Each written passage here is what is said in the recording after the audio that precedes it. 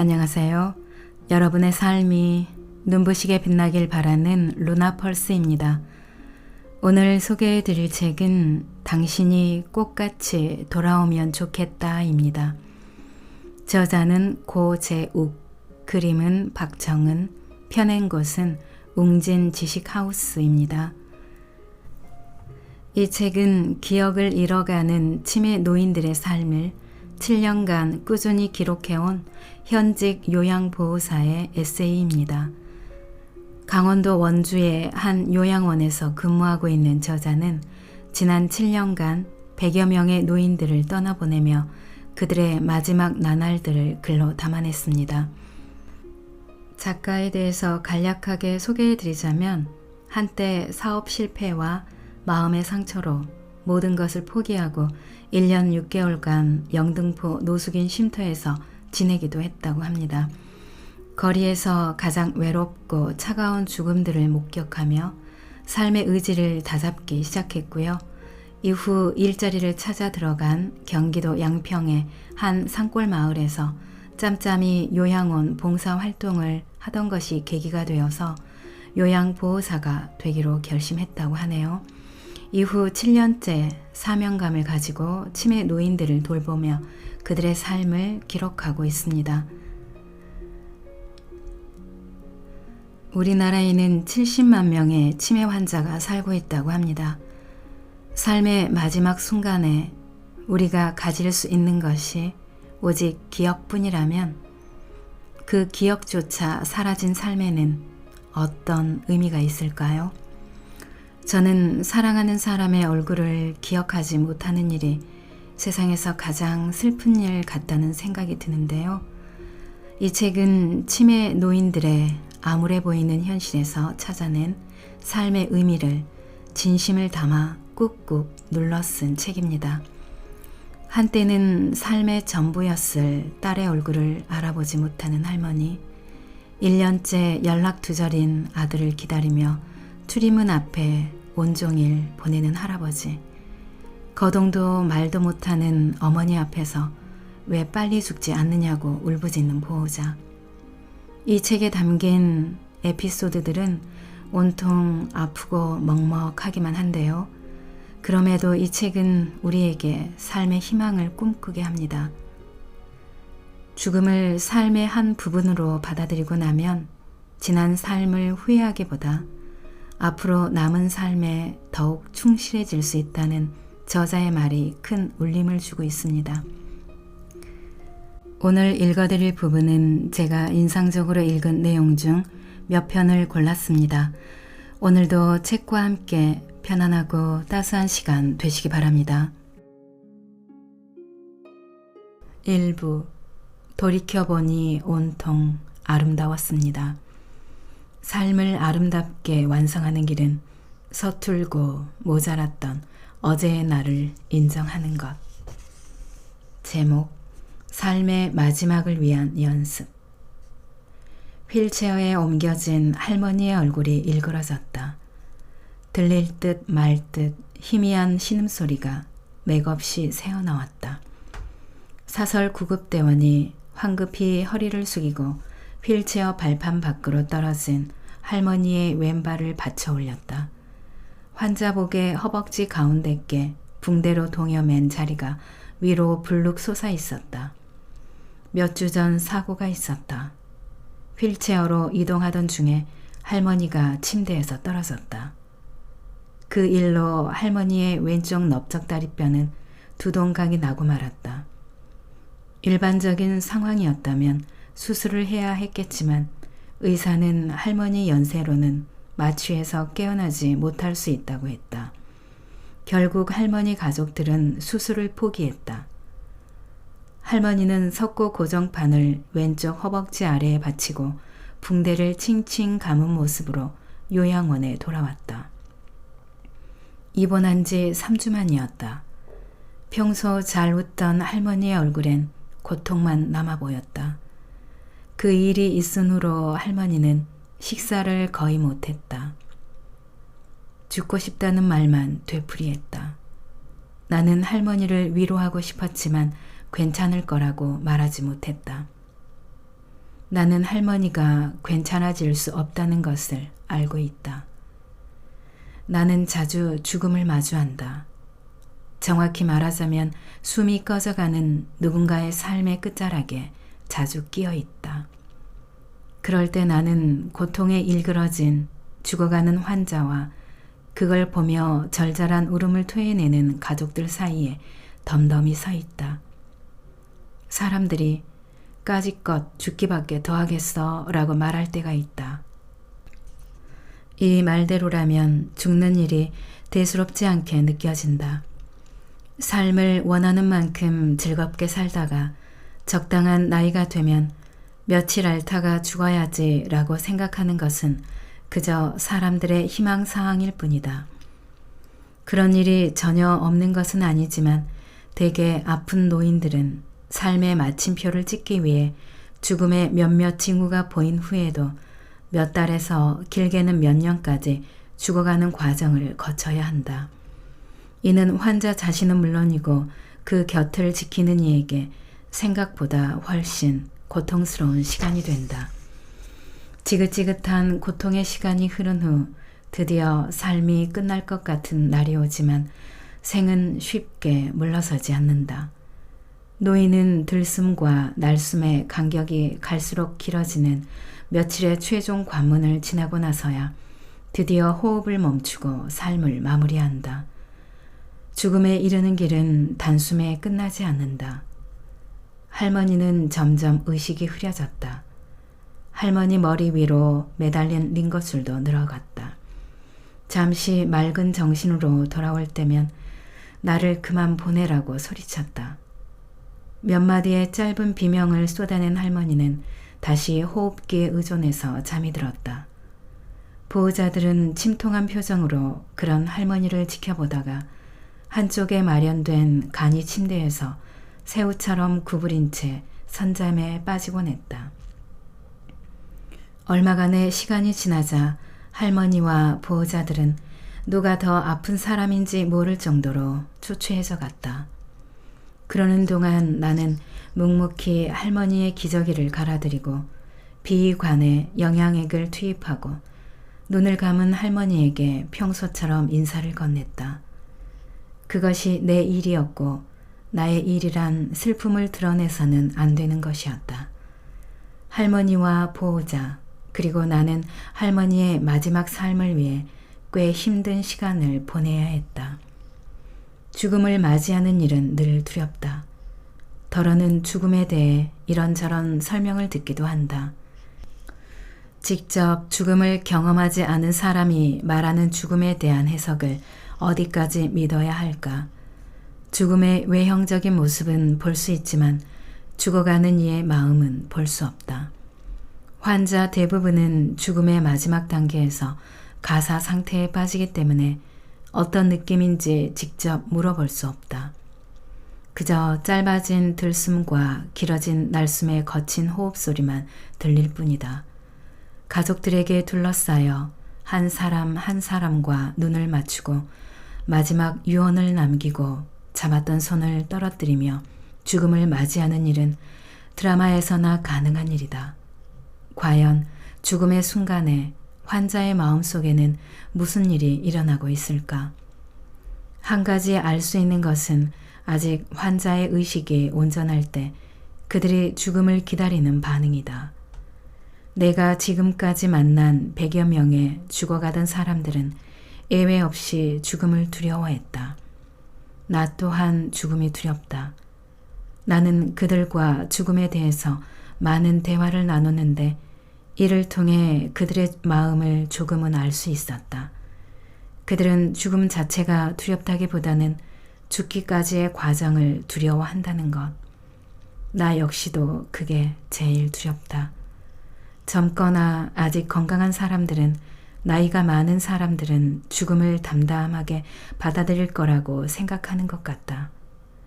요양원을 방문하는 봉사자나 노인들을 보살피는 사람들과 대화를 나눠보면 직접적인 표현은 하지 않더라도 저마다 죽어도 괜찮은 나이에 대한 기준을 가지고 있었다.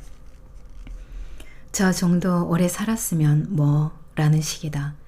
하지만 그 기준의 대상은 늘 다른 사람일 뿐 자기 자신을 그 자리에 세워보는 경우는 좀처럼 없다. 삶의 마지막이 죽음인 것을 부인하지는 않지만 나는 아직 아니야 라고 생각한다. 7년여 동안 100여 명의 삶의 마지막 모습을 지켜봤다. 어떤 이들은 죽음을 막연하게 기다렸다. 겉으로는 죽음을 두려워하지 않는 것처럼 보였지만 내심 말하거나 생각하는 것을 꺼렸다. 또 다른 이들은 죽음에 대해 진지하게 생각했고 실제 죽어가는 과정을 알고자 했다. 죽음에 대해 겉모습만 알고 있던 사람과 죽음의 과정을 깊이 이해하고자 노력했던 사람의 마지막 태도는 너무도 달랐다. 전자가 자기 죽음을 부정하고 외면하며 두려움에 떨었다면 후자에 속하는 이들은 때가 되자 죽음을 받아들이는 모습이었고 삶이 향하는 마지막 걸음을 신뢰하는 눈빛이었다. 자기 죽음을 스스럼 없이 생각하던 사람들은 곧 고통스러운 시간이 찾아올 것을 알았지만 전혀 두려워하는 기색이 없었다. 오히려 가족들과 나를 위로하기까지 했다. 어떻게 그럴 수 있었을까? 어쩌면 우리가 살아가면서 완수해야 할 가장 중요한 과제 중에 하나는 죽음을 인정하는 마음을 가지는 것이 아닐까. 삶과 죽음은 언제나 거울을 마주하듯 서로 바라보고 있다는 것을 이해하고 받아들이는 마음이 필요하다. 누구에게나 죽음은 낯설고 무섭다. 하지만 죽음을 생각하며 지레 겁먹고 떨거나 외써 외면할 필요는 없다. 전 인류 중 누구도 죽음을 피할 수 없다는 명백한 사실은 우리에게 큰 위로를 준다. 우리만 죽는 것이 아니니까. 삶이라는 이야기의 마지막은 죽음이다. 결코 피할 수 없다면 당당히 마주하는 편을 택하고 싶다. 나 역시 다른 사람의 죽음을 보면서도 나는 아직 아니라는 생각을 하곤 했다. 타인의 죽음에는 관대하고 나의 죽음에는 반쯤 눈을 감고 있었다. 이제 나는 눈을 뜨고 미래의 죽음을 살펴보려고 한다. 현재의 삶을 위해, 오늘을 위해서. 2부. 삶은 당신의 손을 쉬이 놓지 않습니다. 흩날리는 꽃잎을 죽음이라 부르지 않듯 저무는 삶일지라도 이 순간 뜨겁게 살아있음을 기억하는 것. 할머니의 장날, 그 은밀한 이야기. 밤 12시가 되면 그녀는 자리에서 일어나 긴 머리를 돌돌 말아 비녀를 꽂았다. 이부자리 위에는 작은 아이들 넷이 뒤엉켜 누운 채 고난 잠에 빠져 있었다. 성인 남자 2~3명이 누우면 꽉 찰 것 같은 작은 방이었다. 그녀는 이리저리 구겨진 이불을 반듯하게 펴서 아이들 몸을 덮어주고 조용히 방을 나섰다. 차가운 마루에 발을 딛기가 무섭게 매서운 바람이 목덜미를 파고들었다. 그녀는 서둘러 방문을 닫았다. 문에 덕지덕지 바른 창호지가 파르르르 흔들렸다. 밤하늘을 올려다보니 별들이 곧 쏟아질 것만 같았다. 마루 아래 디딤돌에 놓인 아이들의 고무신이 눈에 들어왔다. 그녀는 아랫입술을 질끈 깨물었다. 좁은 부엌에 들어서니 아궁이에 걸린 커다랗고 시커먼 가마솥이 그녀를 기다리고 있었다. 그녀는 서둘러 화구에 장작부터 넣었다. 곧이어 콩을 물에 담가둔 고무 다라이를 들었다. 빈 그릇에 물을 먼저 따라낸 뒤 나머지 콩은 조금씩 맷돌에 붓고 갈기 시작했다. 한참을 맷돌 손잡이를 돌리고 있으니 그제야 얼어붙었던 몸이 서서히 녹는 것이 느껴졌다. 틈틈이 콩을 보충하며 콩 불린 물을 함께 부어주었는데 이건 돌아가신 어머니의 어깨너머로 배운 방법이었다. 콩 갈기가 끝나자 그녀는 잘 갈린 콩을 배 보자기에 담아 콩물을 짜고 또 짜냈다. 배 보자기에 남은 콩 찌꺼기는 따로 보관했다. 이렇게 모아둔 비지는 얼마간 아이들의 밥상을 책임질 것이다. 콩물을 끓이는 손길이 더 분주해졌다. 가마솥 한가운데서 작은 거품이 보글거리기 시작할 때 아궁이 속에 있는 벌건 장작을 서둘러 꺼냈다. 그리고 콩물에 뜨거운 김이 사그라들 무렵 그녀는 준비해둔 간수를 조금씩 가마솥에 부었다. 금세 콩물이 몽글몽글 엉기기 시작했다. 순두부였다. 그녀는 순두부를 작은 구멍들이 뚫린 네모난 나무 틀에 넣고 널판자로 덮은 다음 그 위에 무거운 돌을 올렸다. 돌의 무게에 순두부가 머금고 있던 물기가 아래로 빠지기 시작했다. 이른 새벽부터 몇 시간을 쉬지 않고 두부를 만들면서도 그녀의 얼굴에 힘든 기색은 보이지 않았다. 그녀는 작아진 고무신 뒤축을 구겨 신고 학교에 가던 막내 아들을 떠올렸다. 엄마에게 말도 꺼내지 못하고 고개 숙인 채 텅 빈 월사금 봉투를 들고 가는 큰아들의 뒷모습까지 생각나자 그녀는 연신 코를 훌쩍거렸다. 따뜻한 김을 올리며 완성된 두부는 그녀에게 막내 아들의 검정 고무신이었고 큰아들의 중학교 월사금이었다. 그녀는 두부가 담긴 다라이를 머리에 이고 아직 해도 뜨지 않은 길을 서둘러 걷기 시작했다. 도깨비 시장. 새벽에 장이 열리고 이른 아침이면 언제 장이 섰는지도 모르게 사라져버린다 하여 붙은 이름이다. 새벽 시장이란 다른 이름도 있었지만 사람들은 다들 도깨비 시장이라 불렀다. 갑자기 병을 얻어 곁을 떠난 남편 대신 그녀는 홀로 네 아이들을 책임져야 했다. 하지만 그녀는 이렇다 할 장사 경험이 없었다. 그런 그녀가 생각해낸 것이 도깨비 시장에 나와서 이른 아침 장사를 끝내고 집으로 돌아가는 상인들에게 두부를 파는 일이었다. 죽은 남편을 알고 있는 상인들도 여럿 있어서 장사를 시작한 지 얼마 되지 않았지만 조금씩 자리가 잡히는 중이었다. 그녀는 그런 분들에게 은혜를 갚는 일은 자신이 할 수 있는 일에 최선을 다하는 것이라 여겼다. 그녀는 두부를 만들 때는 물론이고 두부를 깔끔하게 전시하는 일도 허투루 하지 않았다. 높은 궤짝 위에 긴 도마를 올린 뒤 깨끗한 배 보자기를 깐 두부 쟁반을 올리고 어디 부서진 두부가 없나 살폈다. 네모 반드시 썰린 두부에서 아직도 모락모락 김이 피어올랐다. 그때 저 멀리 누군가 그녀를 향해 달려오고 있었다. 그녀는 생각했다. 두부를 사려고 이렇게 달려오시다니 고마우신 첫 손님이다. 으악, 할머니, 이게 뭐예요? 다급히 방으로 들어서며 직원이 외쳤다. 아이고, 또 장사 시작하시네. 나는 웅성거리는 소리에 서둘러 할머니 방 안으로 들어갔다. 할머니는 이미 장사 준비를 마치고 좁은 침대 난간에 따라 두부를 가지런히 진열하느라 여념이 없었다.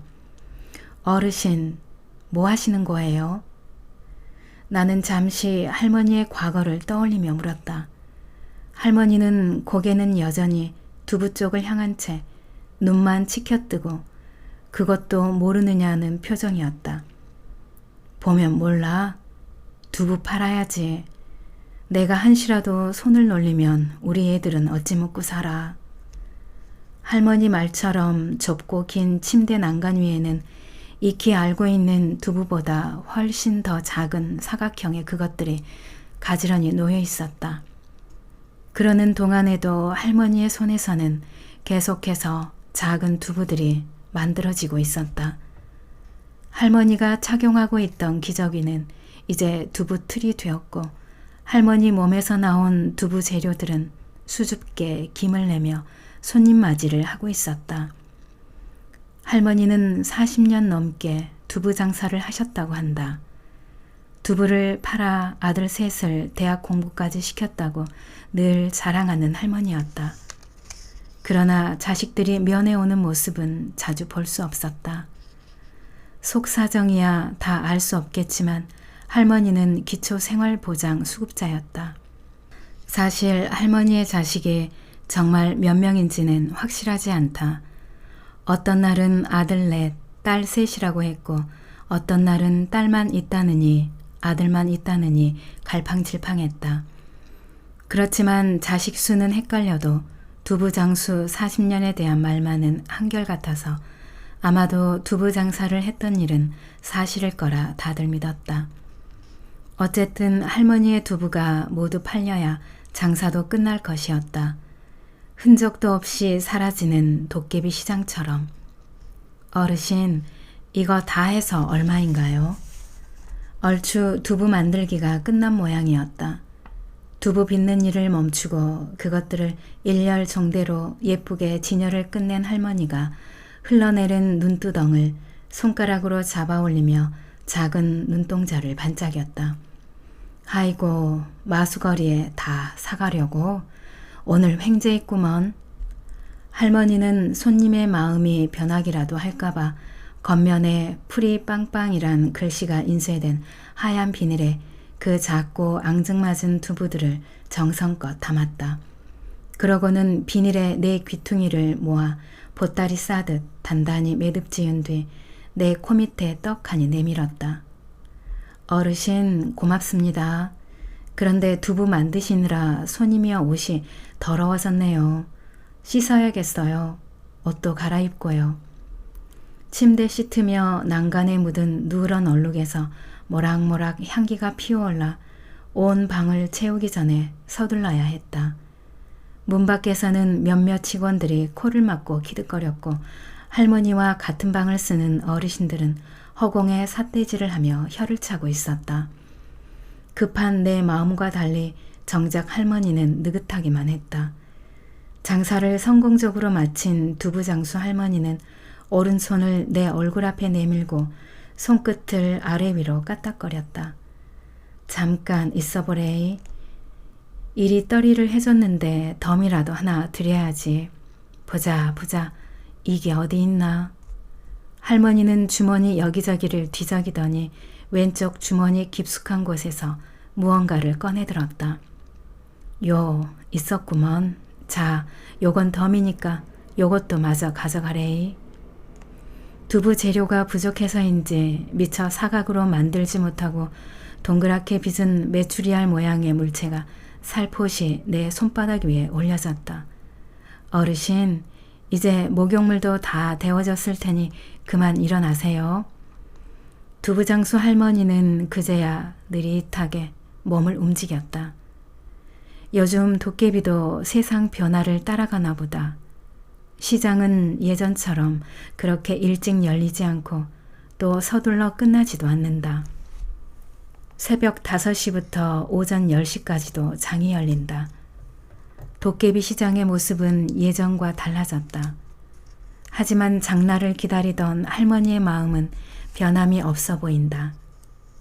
할머니가 아이들을 위해 두부를 만드는 마음은 할머니가 눈 감는 그날까지 끝이 없을 것 같다. 요양원에서 어르신들을 보다 보면 부모의 마음과 자식의 마음은 절대로 같을 수 없다는 것을 자주 느낀다.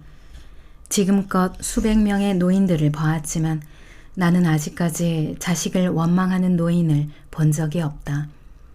어떤 상황에서도 단 한 명도 없었다. 창밖으로 바람을 기다리는 민들레 군락지가 눈에 들어왔다. 치매라는 병으로 대부분의 기억을 잃어버리고도 자식 걱정뿐인 할머니 마음은 민들레 같다는 생각이 들었다. 자식을 위해 언제든 흩뿌려질 준비가 되어 있는. 저만치 앞서가던 할머니가 어서 오라며 봄처럼 웃었다. 나도 그만 따라서 웃어버렸다. 언젠가 할머니의 도깨비 시장은 사라지고 두부 장사를 그만둬야 할 날이 올 것이다. 그날이 조금 더디게 오면 좋겠다. 3부 기억은 잊어도 가슴에 새겨진 사랑은 잊히지 않습니다.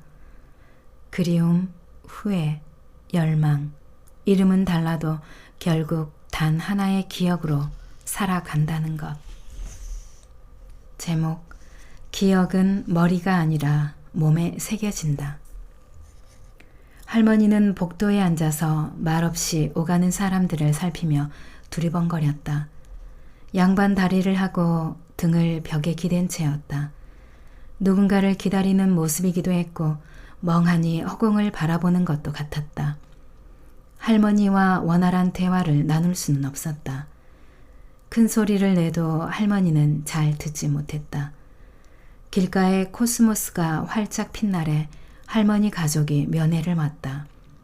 딸과 손녀딸이었다. 딸은 동네 주민이어서 나와도 안면이 있던 터였다. 손녀딸은 20대 초반쯤으로 보였다. 엄마, 나왔어. 딸이 엄마를 불렀지만 할머니는 묵묵부답이었다. 엄마, 나 누군지 모르겠어? 나 누구야?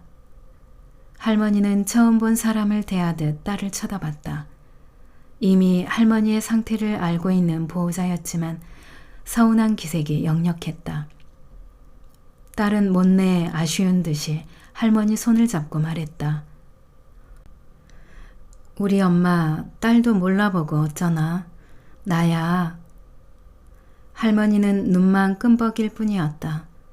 옆에 있던 손녀딸이 거들고 나섰다. 할머니, 저예요. 할머니 손녀딸. 맨날 할머니 무릎 베고 자던. 그러더니 손녀딸은 덥석 바닥에 누워 할머니 무릎에 머리를 뉘었다. 그때 할머니의 손이 자연스럽게 손녀의 얼굴을 향했다. 기억이 머리가 아닌 손길에 남아있는 듯 할머니의 손은 손녀의 긴 머리카락을 한참 쓰다듬더니 이윽고 손녀의 가슴을 토닥거리며 조용한 소리로 노래를 부르기 시작했다. 자장 자장 잘도 잔다. 우리 아가 잘도 잔다. 그 모습에 딸은 한 손으로 입을 막고 고개를 돌렸다. 할머니 무릎을 베고 누운 손녀딸의 두 볼에도 눈물이 흘러내렸다. 어린 시절에 나는 할머니 손에서 자랐다. 엄마의 병 때문이었다. 나를 낳은 뒤 얼마 지나지 않아 폐결핵에 걸린 엄마는 병을 옮길까 두려워 아직 걸음마도 떼지 못한 나를 할머니에게 보내야 했다. 나는 할머니를 엄마로 생각하며 자랐다고 한다. 그때 나는 자주 할머니 무릎을 베고 누워 옛날 이야기를 들었다. 할머니가 들려주었던 이야기는 흔히 떠올리기 쉬운 전래 동화가 아니었다. 주로 동네에서 전해지는 무서운 이야기였다. 옛날에 네 아랫집에 사는 망태 영감 알제? 그 영감이 한밤중에 강가를 지나는데 언 여자가 물 가운데 있더라 카이. 머리가 이케 길어갖고 온 얼굴을 덮어도 안 카나. 그걸 보고 망태 영감이 지도 모르게 실실 여자가 있는 물속으로 들어간 기라. 물이 차가운 것도 모르고 홀리 같고 그래 물이 목까지 차올랐는데 그때 저 뒤에서 누가 영감을 불렀다제. 그게 돌아가신 아버지였다 카대. 퍼뜩 정신을 차린 영감이 죽기 살기로 강에서 기 나왔는데 다시 뒤를 본 깨로 그 여자가 어서 오니라 하면서 손을 흔들고 있다 카대. 무섭제? 근께 네 강에 들어가면 큰일 난대. 알았제? 할머니의 옛날 이야기는 매번 이런 식이었는데 이제와 생각해보니 무서운 이야기를 빌미로 내 안전을 지켜보겠다는 할머니 나름의 작전이었던 것 같다. 그런 무서운 이야기를 들은 밤이면 마당에 있는 화장실에 가기 위해서 나는 잠자던 할머니를 깨워야 했다. 귀신 이야기에 밤잠을 설치기도 했지만 더없이 평안했던 할머니 무릎은 오래도록 잊히지 않았다. 요양원에서 할머니는 자장가를 부르지 않을 때면 천자문을 흥얼거렸다. 하늘 천 땅, 지, 거물, 현, 누를, 황. 천자문은 어릴 때 아버지에게 배웠다고 했다. 이런 내용은 한참의 소통 뒤에 알아낸 것이었는데 100세 가까운 치매 노인이 아버지에게 배운 천자문을 기억하고 있다는 것에 나는 무척 놀랐다. 잊었지만 잊히지 않는 기억. 할머니에겐 천자문과 자장가가 그랬다. 아이들을 먹이고 재우던 할머니는 이제 다 자란 아이가 떠먹여주는 밥을 드신다. 할머니의 무릎을 기억하는 훌쩍 큰 아이가 할머니를 보살핀다. 나는 할머니 옆에 앉았다. 물끄러미 나를 쳐다보던 할머니가 내 머리를 쓰다듬었다. 복도에 쪼그리고 앉아 말없이 시간을 보내던 할머니 얼굴이 환해졌다. 그러고는 자신의 무릎을 툭툭 쳤다. 누워보라는 것이었다. 나는 할머니 무릎에 내 머리를 눕혔다. 자장, 자장, 우리 아가. 잘도 잔다, 우리 아가. 할머니 입에서 자장가가 흘러나왔다. 할머니 무릎에서 머리를 드는 순간 할머니의 머릿속 녹음기는 작동을 멈추고 자장가를 중단할 것이다. 그렇게 나는 이따금씩 할머니의 무릎을 베고 누웠다. 그녀가 나의 할머니는 아니었지만 그 무릎을 베고 누우면 무서운 옛날 이야기를 듣던 어린 시절과 할머니가 떠올랐다.